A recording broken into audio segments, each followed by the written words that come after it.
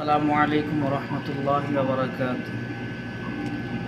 আলহামদুলিল্লাহ, আল্লাহ তাআলার শুকরিয়া ও লক্ষ কোটি দুরূদ ও সালাম জনাবে মুহাম্মদুর রাসূলুল্লাহ সাল্লাল্লাহু আলাইহি ওয়াসাল্লামের।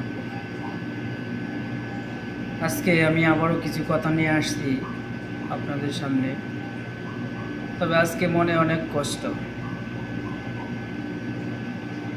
অনেক ব্যথা।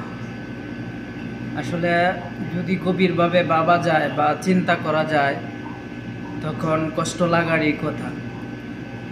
92 মুসলমানের দেশে মুসলমান শাসক শাসন করতেছে, অথচ এই দেশে আলেমদেরকে ধরে নিয়ে নির্যাতন করা হয়, মারা হয়, উলঙ্গ করে বেঁধে রাখা হয়। এই বিষয়টা যদি গভীরভাবে ভাবা যায় তাহলে প্রত্যেকটা মুসলমানের অন্তরে ব্যথা লাগার কথা।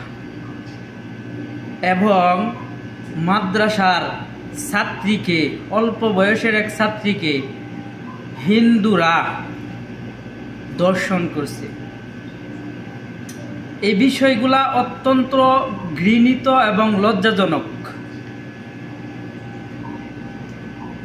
কল্পনাও করা যায় না 92 মুসলমানের দেশে আজকে এইগুলা হইতেছে। যে ইসকন এগুলা করতেছে, দেখেন যারা মিছিল মিটিং করতেছেন, আলহামদুলিল্লাহ করার দরকার। তবে আমি সর্বস্তরের যুবক যারা আছেন, বিশেষ করে যুবক ভাইদেরকে বলতেছি, আমাদেরকে কাজ করতে হবে। কি কাজ করতে হবে? ওরা যেমন প্রশাসনকে ভয় করে না, ভয় না করে মুসলমান আলেমদের উপর আক্রমণ করতেছে, মুসলমান নারীর উপর আক্রমণ করতেছে। ওরা যেহেতু প্রশাসনকে ভয় করে না, কাজে আমাদেরকেও প্রশাসনকে ভয় করার কোনো সুযোগ নাই।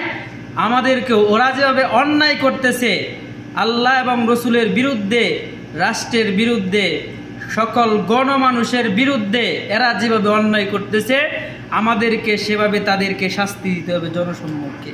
তাদের এক একটাকে ধরে ধরে হাত কেটে দিতে হবে, তাদের এক একটার পা কেটে দিতে হবে, তবেই তাদের শিক্ষা হবে ইনশাআল্লাহ। আল্লাহ পাক রব্বুল আলামিন আমাদেরকে, যুবকদেরকে একসাথে এক হয়ে আল্লাহ এবং রসুলের জন্যে, কোরআনের জন্যে, ইসলামের জন্যে কাজ করার তৌফিক দান করুক। আসসালামু আলাইকুম ওয়া রাহমাতুল্লাহি ওয়া বারাকাতুহু।